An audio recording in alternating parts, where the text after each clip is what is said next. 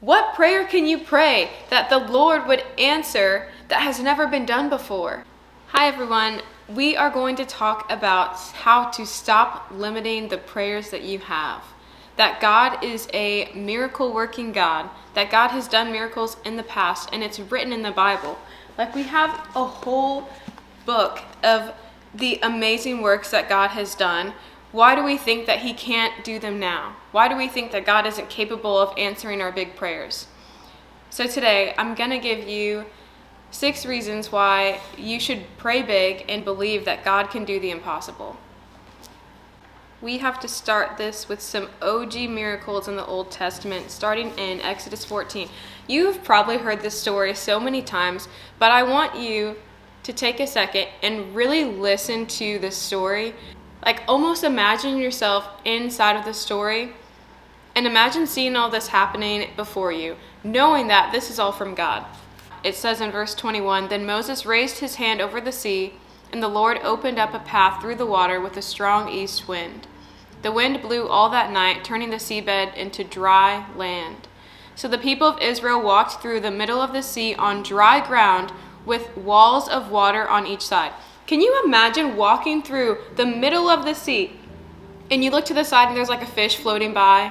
It's almost like you're in the aquarium, but it's the actual sea. That is insane. If anything, that shows you that God can make a way where there is no way, that God can literally create a path. God can make a way where there isn't even a way that seems possible. For our second story, we're going to hop into 1 Samuel 17. This is probably one of the most wild stories in the Bible with David and Goliath. And you've probably heard this story a billion times too. But Goliath was a massive giant who was conquering like every single warrior. And David is this little shepherd who has been taking care of sheep. He wasn't even like brought into the battlefield. Like his dad didn't even think he would be capable of doing that. So David comes out. Goliath has this massive sword. He's all big, walking around, challenging people. And David walks up, little shepherd boy, with some stones and a sling. And David says to Goliath in 1 Samuel 17, verse 45, "You come to me with sword and spear, but I come to you in the name of the Lord of heaven's armies, the God of the armies of Israel, whom you have defied." Can I just say that if someone said, "You come against me with sword and spear, and I come against you in the name of the Lord of heaven's armies," I'd be walking away. I wouldn't want to mess with that. But Goliath wanted to. Verse 48, it says, "As Goliath moved closer to attack, David quickly ran out to meet him.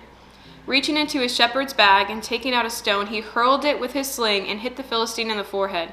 The stone sank in, and Goliath stumbled and fell face down on the ground."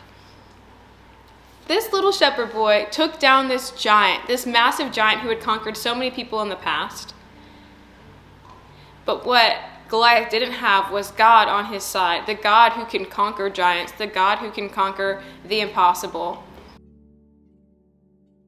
All right, y'all, number 3, we are diving into Joshua. So we're going to backtrack a little bit.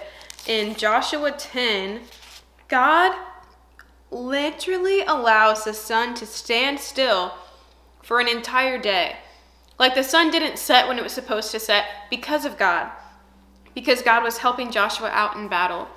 So in Joshua 10, verse 12, it says, "On the day the Lord gave the Israelites victory over the Amorites, Joshua prayed to the Lord in front of all the people of Israel. He said, 'Let the sun stand still over Gibeon.'" Down in verse 13, it says, "So the sun stood still, and the moon stayed in place until the nation of Israel had defeated its enemies." Is this event not recorded in the book of Jashar? The sun stayed in the middle of the sky, and it did not set as on a normal day. There has never been a day like this one before or since when the Lord answered such a prayer. Who needs that reminder of that today? That there has never been a day like this one before or since when the Lord answered such a prayer.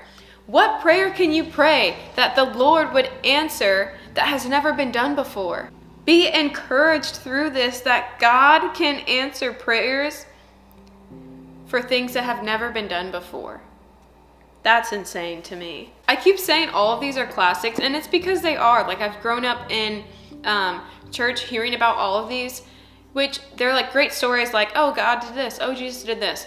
But I think when you actually take a second and you picture yourself in that reality, like imagining the sun standing still for a whole day in the middle of the sky, or even for this next one, John 14, verse 15. This is a remote place, and it's already getting late. Send the crowds away so they can go to the villages and buy food for themselves. But Jesus said, that isn't necessary. You feed them. But we only have 5 loaves of bread and 2 fish, they answered. Bring them here, he said. Then he told the people to sit down on the grass. Jesus took the 5 loaves and 2 fish and looked up toward heaven and blessed them. Then, breaking the loaves into pieces, he gave the bread to the disciples, who distributed it to the people. They all ate as much as they wanted, and afterward the disciples picked up 12 baskets of leftovers. 12 baskets of leftovers. Can you imagine going up to Jesus with 5 loaves and 2 fish and saying, how are we going to feed this many people? And having leftovers? Not God giving you exactly what you needed, but God giving you more than what you asked for, because God is an abundant God. He gives exceedingly and abundantly more than all that we ask or imagine. And this verse is an example of that. And honestly, how much is it like us with that when God tells us he's going to do something, we're like, but I don't know how to do that, but I'm not qualified for that. Right? But we think, but God this. And God's like, I told you I would do it. I told you I'm a way maker and I'm a miracle worker. Like, I love that we're like, but God, how does this? And God's like, I've already figured it out. How this is again a reminder that God sees the big picture, and all we need to do is just trust him. If he can make 5 loaves and 2 fish turn into 12 baskets of leftovers, how much more can he do in your life? The last story that I want to talk about is in Mark 8. Let's just flip there real quick. This is about how Jesus heals a blind man. So Mark 8 verse 22, it says, when they arrived at Bethsaida, some people brought a blind man to Jesus, and they begged him to touch the man and heal him. Jesus took the blind man by the hand and led him out of the village. Then, spitting on the man's eyes, he laid his hands on him and asked, can you see anything now?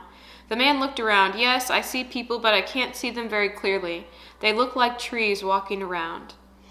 Then Jesus placed his hands on the man's eyes again, and his eyes were opened. His sight was completely restored, and he could see everything clearly. Jesus gave sight to this blind man. Jesus released the veil that was covering him from seeing clearly. And God can allow us to see clearly. God can allow the people we pray for to see clearly. And let all of these stories just be a reminder that God can do the unimaginable. God can do the unthinkable. God can do the unexpected. He just needs willing hearts, and he needs faith. He needs us to have faith in him. And this will bring me to my last point in Matthew 21. This verse has been such a staple, I feel like, in me praying big.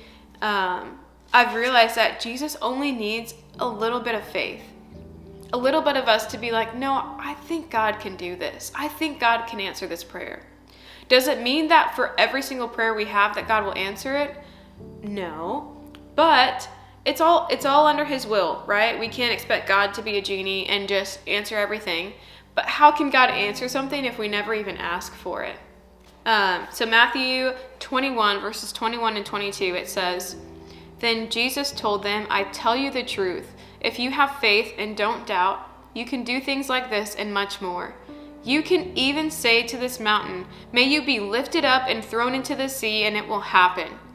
You can pray for anything, and if you have faith, you will receive it. You can pray for anything, and if you have faith, you will receive it.